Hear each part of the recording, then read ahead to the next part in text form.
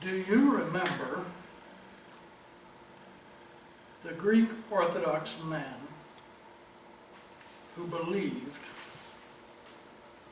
that the solution to almost every problem is Windex? Yes. Yes. From the My Big Fat Greek Wedding. And he passed away not too long ago, the actor, Was that right? about a year ago or so. Well, I'm glad I'm bringing it up. Why can't I say his name now? Well, in that vein, Nicholas something. Nicky, This is Nicholas. my nephew Nick, and his brother Nick, and this is brother. Papalanopoulos. In that You vein, know, there is an overriding question associated with this session tonight. Windex?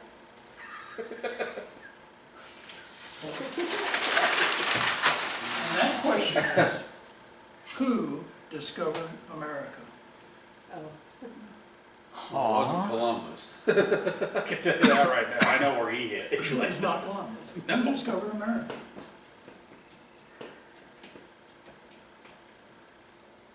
Come on. Somebody could say Columbus. It wasn't. He landed down in Haiti. Who discovered America? That guy. Celtic saint, right? No, it's a trick question. Yeah, that's why I look at it. The Indians are the ones who discovered America because they were living here. The Native Americans of the Europeans got Northeast. there. What is an Indian tribe in New York or Maine? I'll give you that. It happened in 455 AD. 455? Brendan. Is that right? 455 No, AD? see, it's a Have to trick edit What that question. out. came to North America? It's that a was trick not question Native because the American? people were there 20,000 years ago. Those people discovered it. Well, The he's just- Aztecs, when they came north? It was a retinue of Orthodox emperors and bishops. And I'm going to prove it to Really? This ought to be good. Well, can I hit you with some trivia first? you. You Later. can tell me it was the Greeks. Later. Well, Some guy with a case of Windex. in the last session, we looked at the Council of Chalcedon, the Fourth Ecumenical Council. And it was, hopefully you could see, pretty important. So we're going to revisit it a little bit tonight. Okay?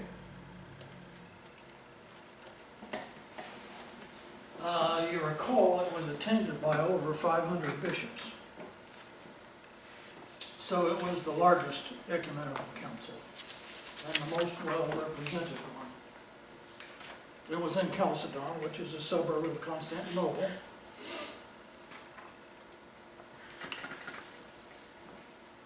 One of the things that I didn't mention last time was that Canon 4, created at the council, clearly placed the monks under the authority of bishops. If you recall, bishops were kind of wanderers and sometimes didn't stick with the program, so to speak. And there were people like St. Basil the Great that brought discipline to them. And this canon did as well. The council also said that Rome, the church in Rome, was granted primacy because it was the imperial capital of ages, and not because it was founded by Peter.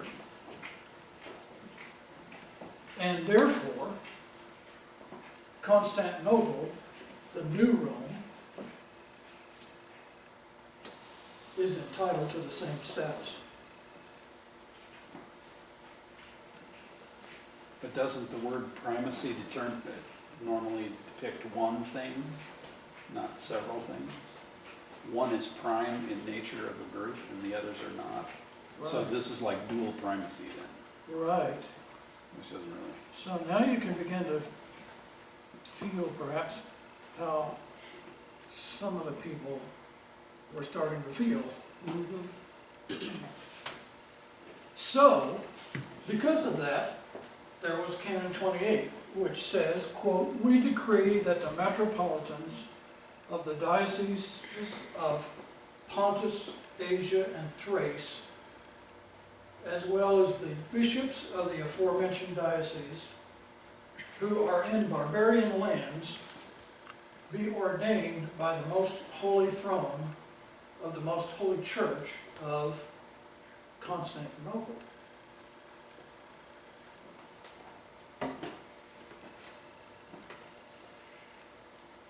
So we can probably say that this canon endorsed a purely political rationale for the existence of primacies.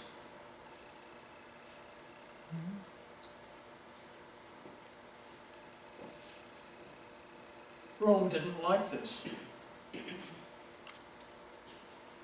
Neither did Alexandria, where the term pope was actually first used.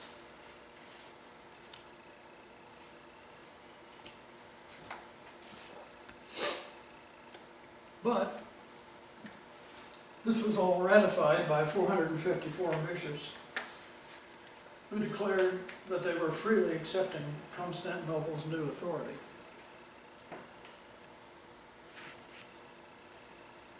And, interestingly enough, the council closed by the bishops singing, "Holy God, Holy Mighty, Holy Immortal, have mercy on us," which I believe is the first recorded, documented use of this hymn.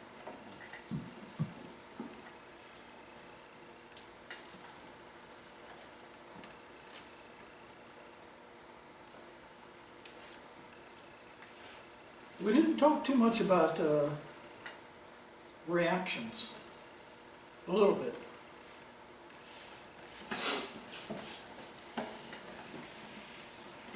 So what were some of the reactions that we didn't talk about? Well, we did say that Eutyches persisted, saying that Christ has one nature, divine, not human, and that his humanity was absorbed by his divinity.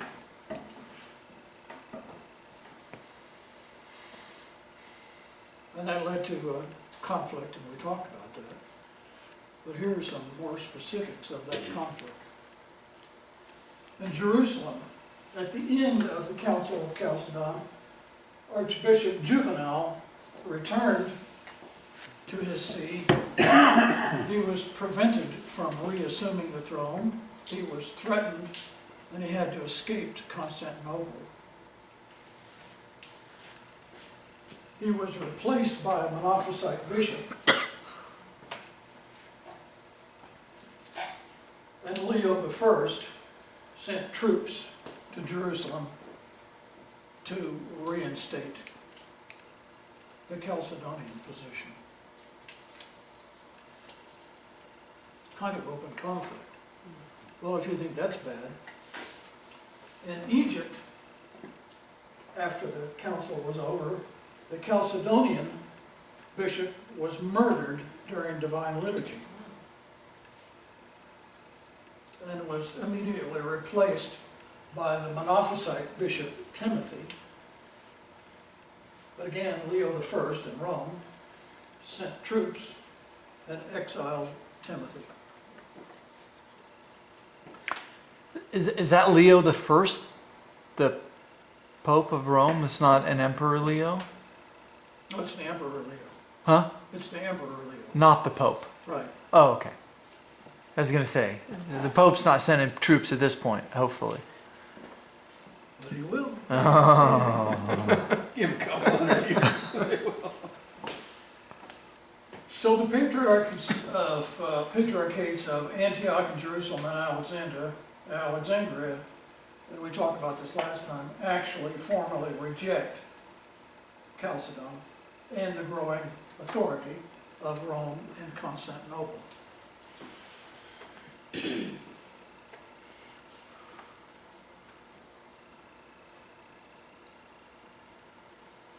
And the conflict continues, and Monophysitism grows in Egypt and in the East. You'll recall that, hopefully.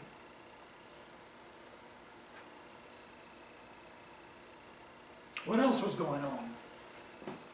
Well, in 421, the Roman Empire started some wars, a series of wars with Persia. Persians had persecuted the Christians badly since about 340. And these wars lasted for quite some time and kind of went back and forth. And as we get along in time, we'll see that more.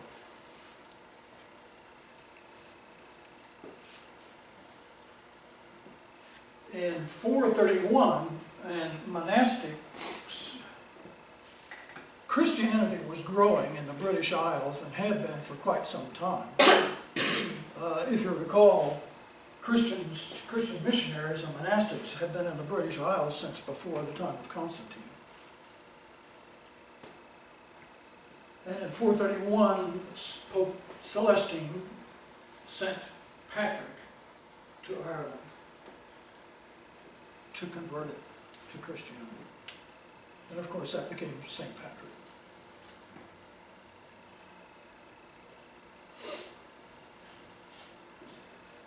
Actually, the Vandals came down from the north, one of the Germanic tribes, and came through France and sort of settled in Spain for a while. Some of them went on across the Mediterranean into North Africa, but in 432, they really left Spain and went to North Africa and were extremely brutal in persecution of Christians and basically all people there until 439.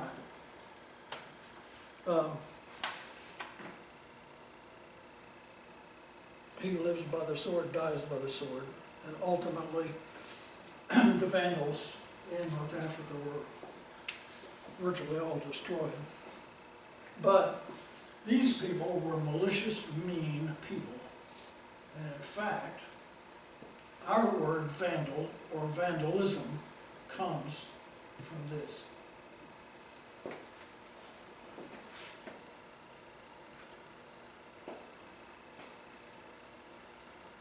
In 451, Attila the Hun tried to take Paris, and he was defeated by Roman General Aetius, or Aetius, or I don't know how to pronounce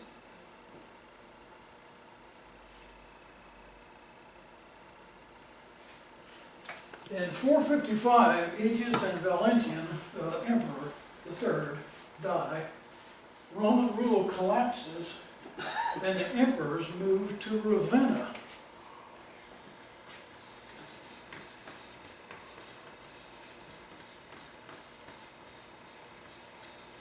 Absolutely amazing. I have been a total failure in determining why in the world they would come to the United States and to a place about 20 miles northeast of here. Anavar. They wanted to be at the Anavar celebration every year. Okay. They consume a lot of beer. I wanted to know if Patrick, when he left Rome to go to Ireland, did he take the green beer with him, or did he get it after he got there? Who knows? Sorry. Ravenna. So there's your proof, folks.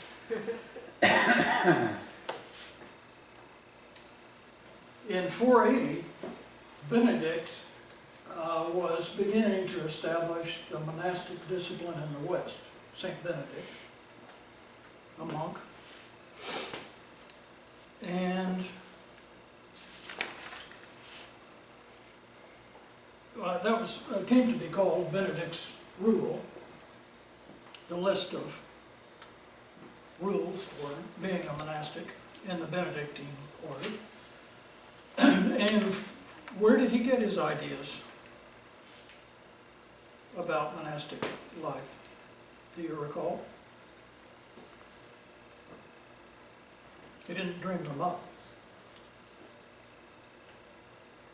I can't remember who did it, but it was a set of rules from the Desert Fathers, from the monks in the region of Alexandria, that was translated over and then Benedict got a copy of that and his Benedictine rule, but I can't remember. Basil. It's based on Basil's rule. Right.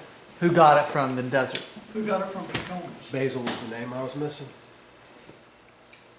So it's the same. There, is the Benedict discipline the same as Basil's? Is it the exact same? Well, it's not the exact same, No. but it's based upon Based it. on, And okay. Basil's was based upon, you remember, he communicated with Athanasius, and it was based upon, particularly on Pacomas' rule for Cenobitic monasticism in the Egyptian desert. Incidentally, I'm kind of interested in music. There's a beautiful hymn, an old hymn, you may not know how old it is, called "O Sacred Head Now Wounded." You know it? We'll look it up sometime. "O Sacred Head Now Wounded." I thought about bringing my elbow and playing it for you, but it's used particularly in Protestant churches, and I guess maybe the Catholic Church, I don't know. It's attributed to Saint Benedict. So it's really old.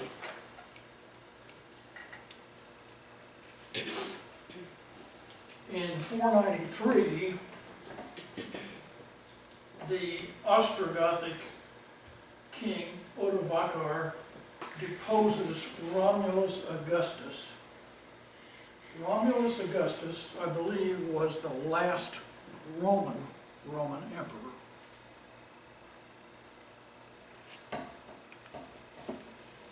And the Ostrogoths take over the kingdom under their king Theodoric.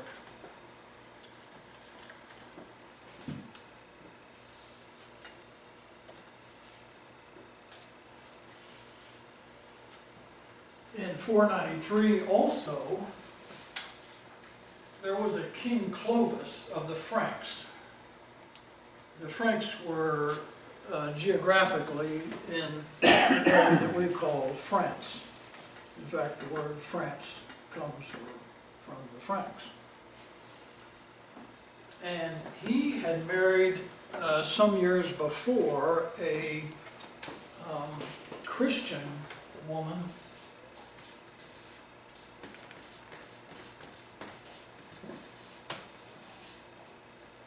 who was an Ostrogoth.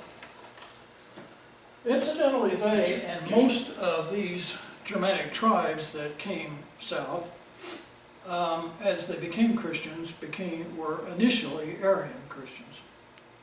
It didn't stay that way, but they were. And so probably because he had married this Christian woman, he himself in 493 declared that he was a Christian, and basically the Frankish kingdom adopted Christianity.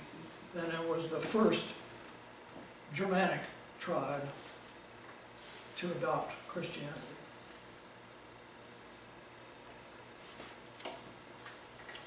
It's kind of a little hint of the process that's happening. And we'll talk about that. In 498, then, there were two popes in Rome. One pope was an Arian Ostrogoth, and the other one was not. The other one was supported by Constantinople. Later on in history, if we go that far, we'll visit an interesting time when there were actually three competing popes in Rome. Now, which one of these is recognized by the Catholic Church as the Pope, and which one is the anti-Pope?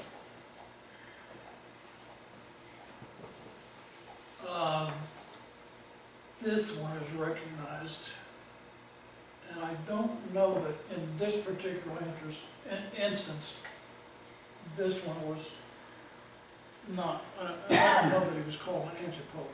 That was more later on in the instance of three popes.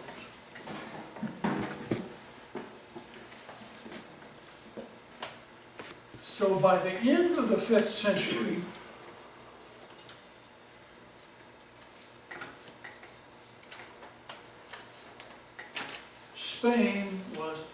occupied and under the control of the Visigoths.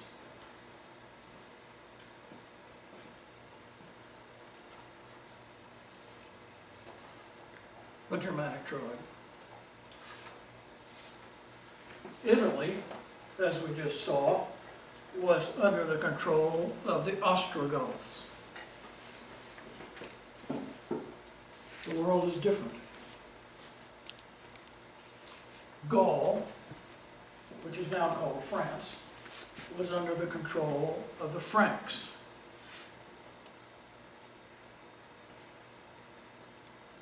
And Britain was under the control of the Anglo-Saxons.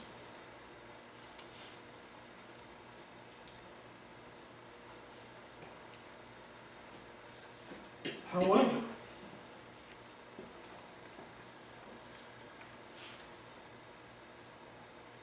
just who's in control? Well, they were in control, but the civilization, the society, the infrastructure, legal, economic, religious, of the empire that they conquered was much more developed and much more sophisticated and much more attractive than where they came from.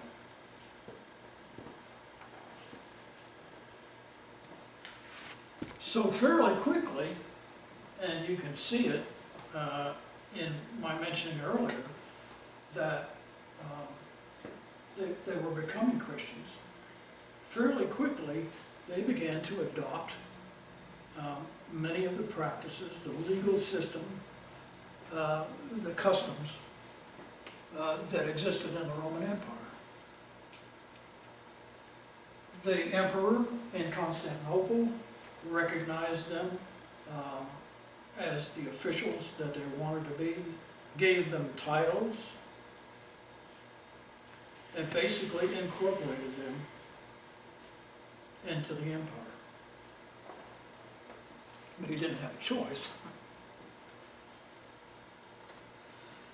So the historian John Meyendorff, an Orthodox, was he a priest? Taught at St. Leonard, says, quote, "The conquerors were culturally overpowered by the superior civilization they conquered," unquote.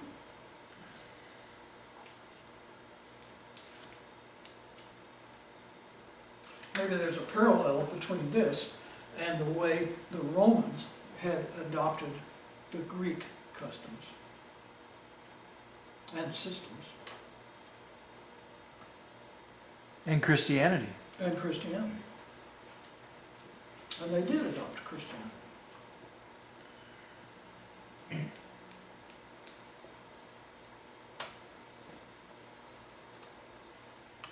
However, That's a bigger however. that is a bigger however, and that's And the Viant. rest of the story. I kind of have a question. Goth in this use, Visigoth, Ostrogoth, Kurdistan, stan on the end means country or nation, I think, is Goth. What's its application here? What's it mean? I don't know. Tribe, maybe? A good word to Google. You know. If I had to guess, I would say it means there were a bunch of Huns.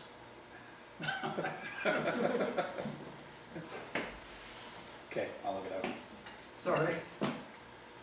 However, in one of these places, things started to develop.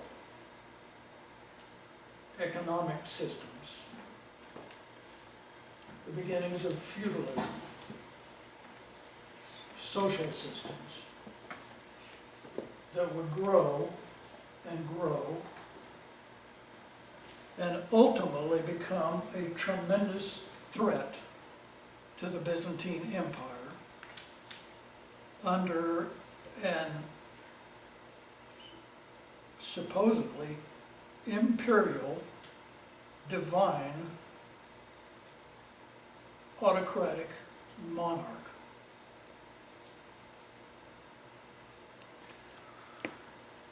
And that process began right here.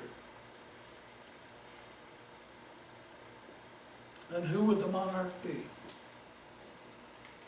Karl the Great. Charlemagne. But that's another story. So we can conclude this shorter session, hopefully, by just looking at recapping some of the developments within the church during the 4th century, because we're leading in the 4th century. Well, we've already talked about it, but monasticism by and large became orderly.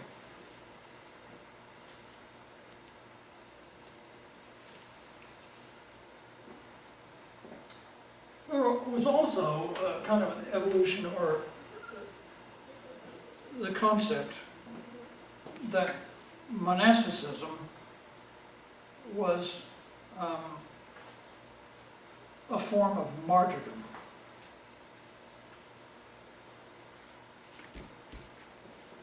As the number of martyrs decreased with time,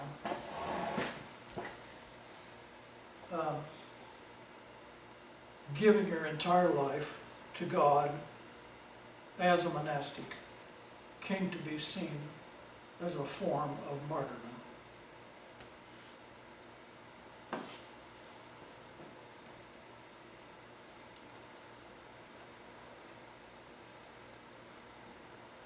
The martyrs and the saints were coming to be viewed as patrons of the church, and for that reason their relics became important.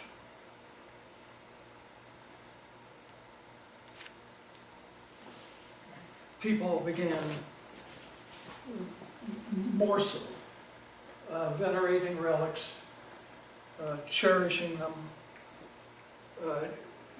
trading them between churches or sending them in different places.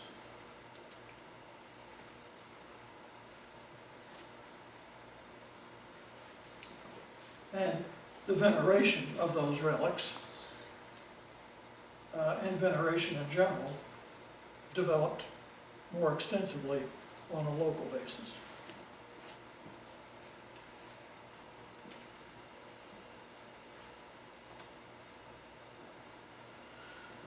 There began a trend to replace bishops in rural areas with priests.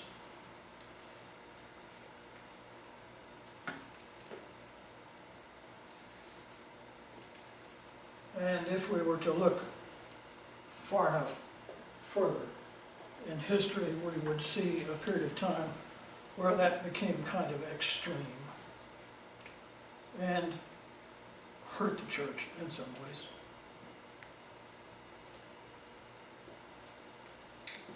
And along with that, then, authority, that is the episcopate, tended to become more centralized in the cities.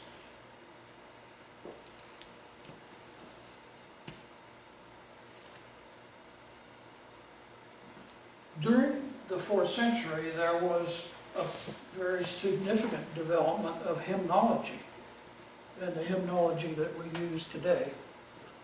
And the Byzantine tones that are used in our hymnology were standardized during that century.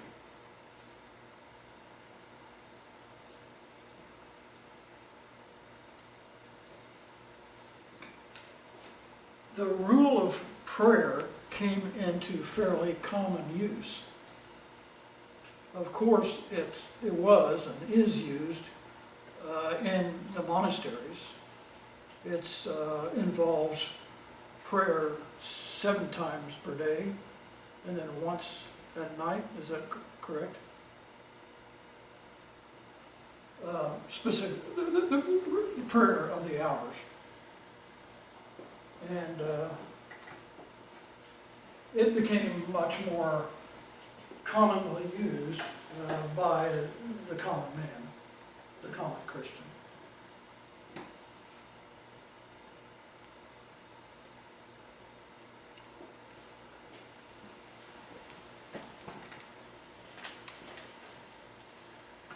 There was a standardization in the 4th century of the liturgical cycle and the Marianic feasts. Could you briefly define the liturgical cycle? No. No? I mean, you mean which cycle? The calendar, well, Oh, the, kind of simply. oh, right. I mean, because there's multiple liturgical cycles. There's Right, a daily, a weekly, But- right. kind of. You mean like the yearly cycle? Like the, Well, there are different cycles. right. You mean just the different, remembering the different feasts? Right. The different events in the life of the Lord, or the life of the church, Christmas, And those cycles Easter, all come Transfiguration. together Right. Is that what you want me to to? define what's done on specific days and specific divine liturgies and specific feasts. Right. I cannot quickly explain it. Okay. I can at the end. I'll explain it a little bit. Go with the Honda, not the Kawasaki. Cycle. And of course, the Marianic feasts That's right. I can't hear. are those feasts that are related to the Theotokos and not the Christotokos. The epiclesis was emphasized in the Eastern churches beginning in this century.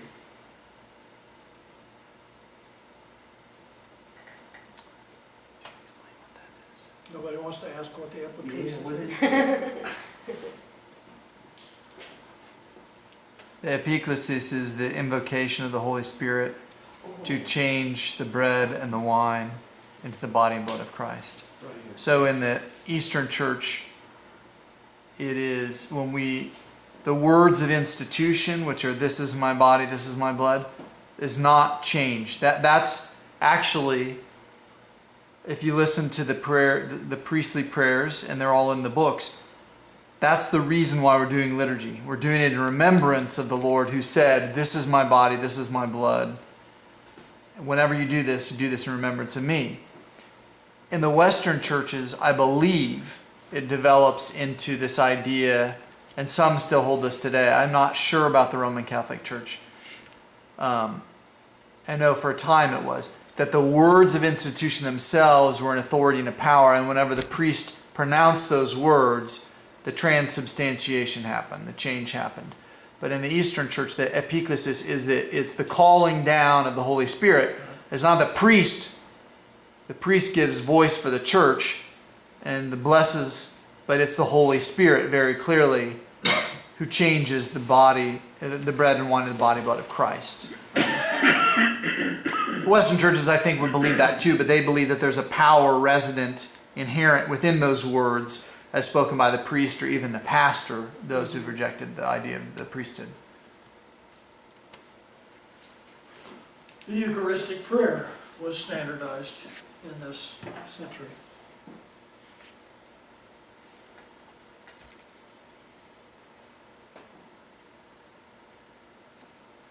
Everybody knows what the Eucharistic prayer is, right? You mean the anaphora, right? Right. The whole big. So the epiclesis is the small part, and he's talking about the big part, The whole thing. the whole thing.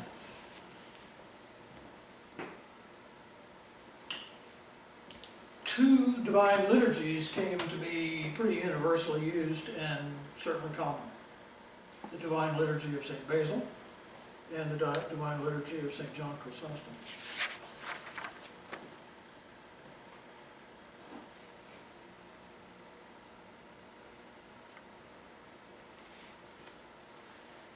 in addition to their discovery of America. Infant baptism was emphasized, taken up.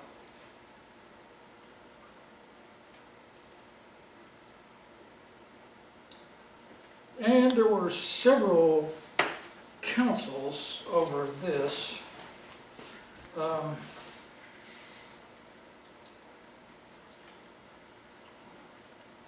Initially, in the church, priests and bishops could be celibate or monogamous. One marriage. In the East, there was a council of Trullo, Trullo, that established that in the East, priests can be monogamous. They can be married. While in the West, during this century, several popes and several councils in the West, smaller councils, not ecumenical, established celibate clergy in the Western Church, and even required celibacy down to the level of subdeacon.